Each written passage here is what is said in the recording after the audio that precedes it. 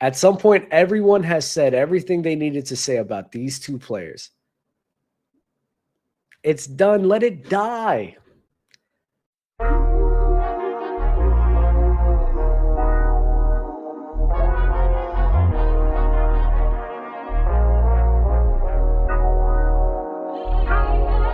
I wanted to talk to you guys because this has been on my mind, especially with my time away.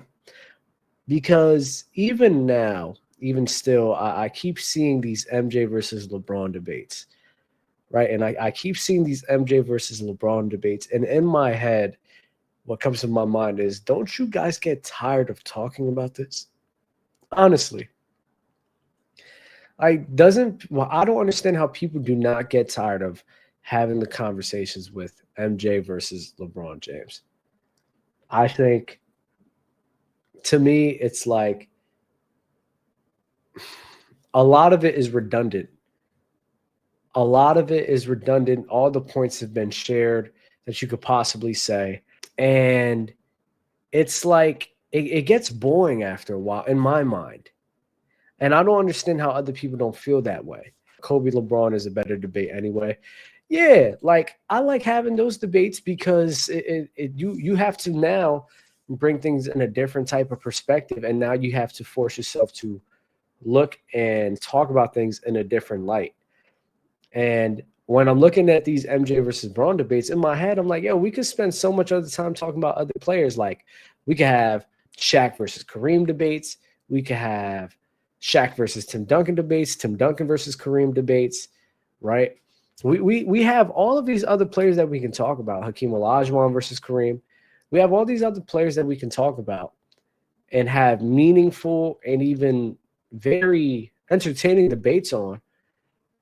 And it's like everyone just wants to continue to waste their time with this, right? I don't get that. And I mean, I understand it. I get where it's coming from. The part I don't get is how people are still stuck on that, the hype of it, right? Because MJ and LeBron, without a doubt, they are the two most polarizing figures in the sport in sports history for the NBA. For the NBA, I'm saying in the NBA history, it's MJ and LeBron. Those are two of the most polarizing players that has come to the league, right? And they're also two of the most accomplished players. And LeBron has been doing this for so long now that I get these talks has just continuously to happen because he's been in the league for so long. But at some point, we just got to, as NBA fans, we just got to sit here and acknowledge, like, I think it's time to put this debate to rest. I think it's clear the perspective from each other. We understand what MJ heads are going to say. Killer will, killer mentality, 6-0. He's a winner. He never lost. Never lost. What he did in 13 years is so much better than LeBron has done in 20 years. He's still chasing the GOAT. He's still chasing this. He can't even do what he has done, right, in the winning aspect. So we understand the MJ heads. Now we go to the LeBron heads. Oh, he's been doing this for 20 plus years. He's went to what, 8 straight, 10 straight finals, whatever. I don't even know. He's been to the finals all that time. He's played in the best era, the most skilled era. He can pass. He's versatile. He can guard 1 through 5, which he can't, but he can guard 1 through 5, yada, yada, yada.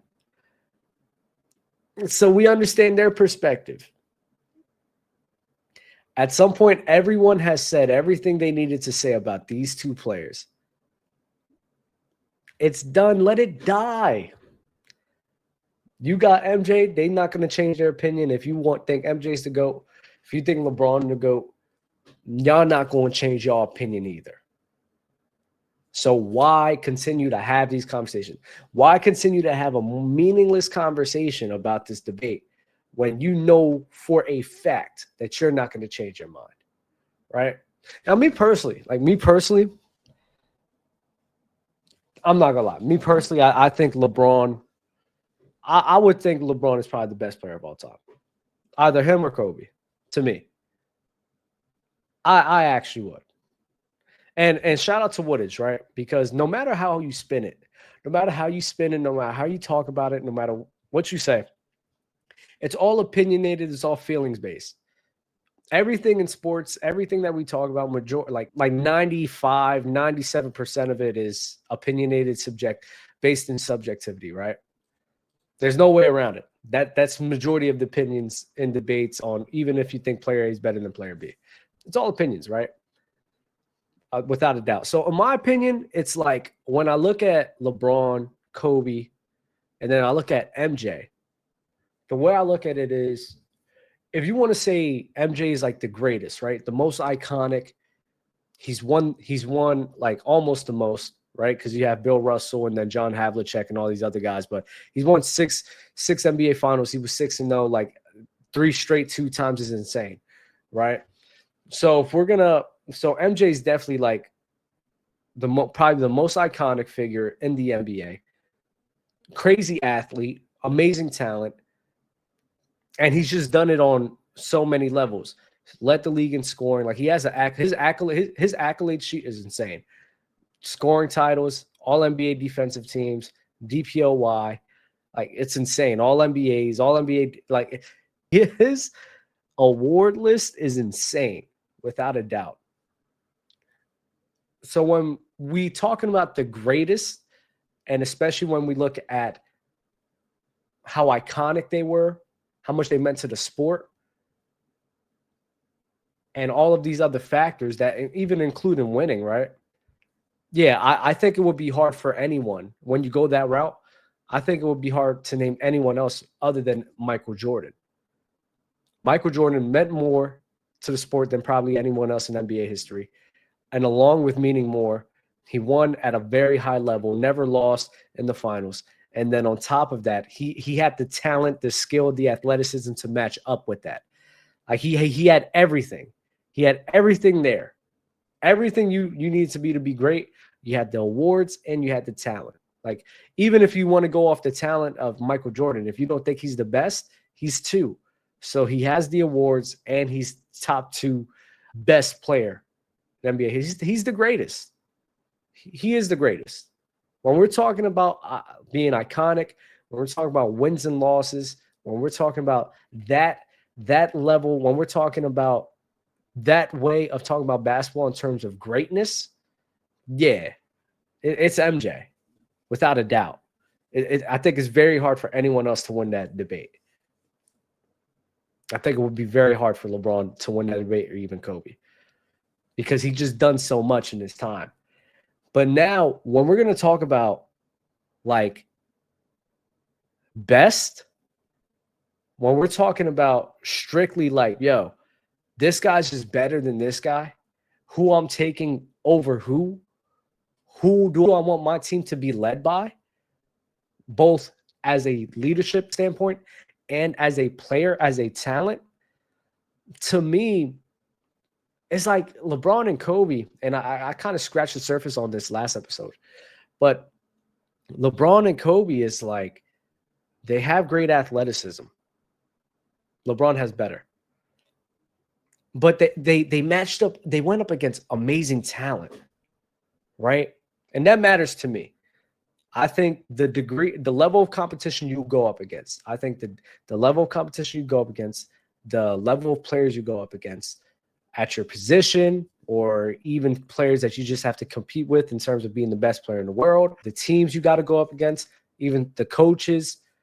Like LeBron and Kobe definitely played in that tough era of basketball where they were going up against everybody, right? Kobe and LeBron were going up against each other in terms of like best player in the world, trying to stamp their legacy, right? And even head-to-head games in the regular season.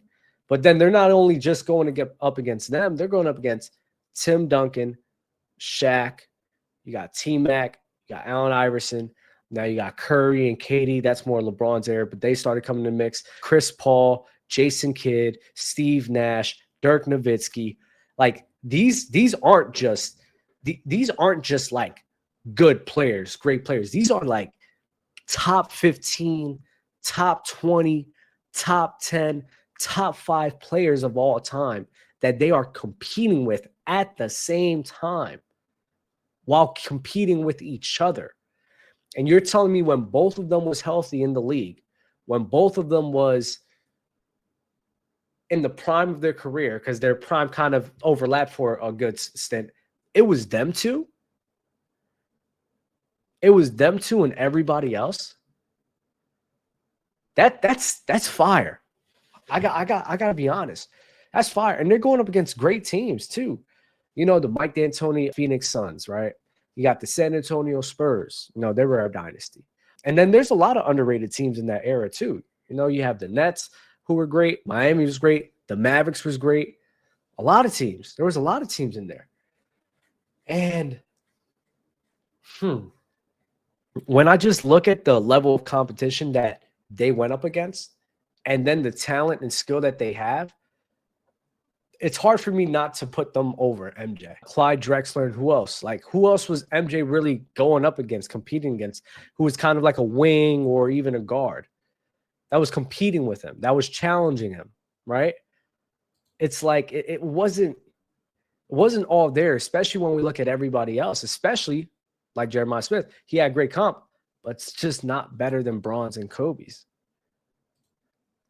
It's night and day.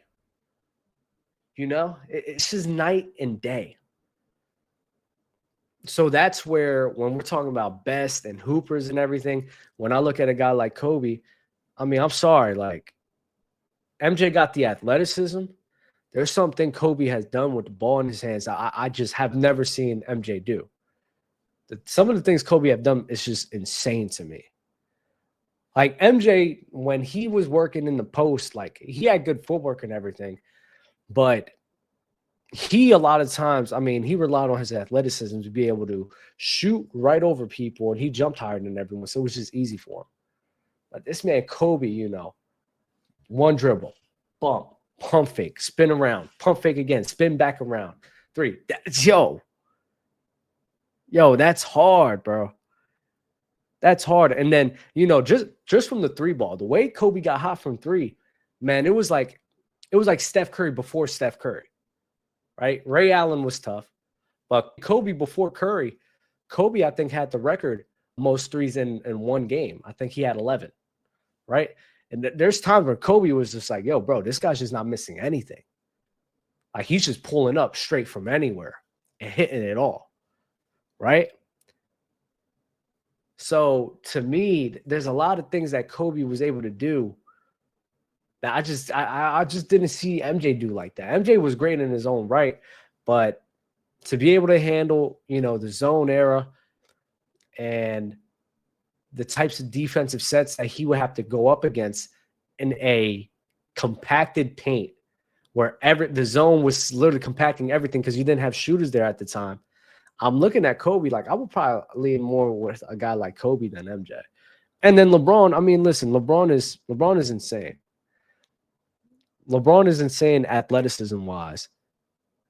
And funny enough, I think MJ and Bron are a bit more similar than a lot of people want to give them credit for, because they were both athletic phenoms and they both relied on it. The main thing with Bron was he just didn't have the mid-range that MJ had. No, he just didn't. That just wasn't his game. But him and his finishing, bro, I mean, my goodness, when you got a tank like that moving that quick, it's insane. And the way he's just able to pick apart and set everybody up, bruh, I'm not going to lie. It gets wicked with LeBron James. And the thing with LeBron is when he really started having that three ball, when he started having that three ball to really come up, it's like the offense he was just able to unlock just opens up the game for everybody, bro. Everybody. So you're adding on that level and that degree of a freight train of athleticism that LeBron has, combining that with the amazing, probably the best driving ability, or one of the best. Like, it's what, LeBron, MJ, and then like who else? Like, the best driving ability, along with he's a better three-point shooter than Michael Jordan. We got to be honest with that. He is. Along with better three-point shooting, and he can get hot at times. There's some games where LeBron just be going. that opens up the game so much where, okay, he don't have a mid-range like that. He don't need to. Like, he don't need to. That guy's setting everybody up. He's a freight train. And then, you know, when he gets hot, he gets hot. Man. Like, that's tough, bro. That's tough to me. That's tough to me. You know? And having a guy like Braun who's able to just add and then play off of his own strengths like that and not only set himself up, but other people, bro, it's hard not to go with Braun. And then he could play PG. Like, you could put Braun at the PG position, and then we're breaking the game right there. LeBron playing at the PG position, bro, we're literally breaking the game. Literally breaking the game. Put him at PG. Let's find some other wings who can shoot well, play some defense. Our defense is going to be insane.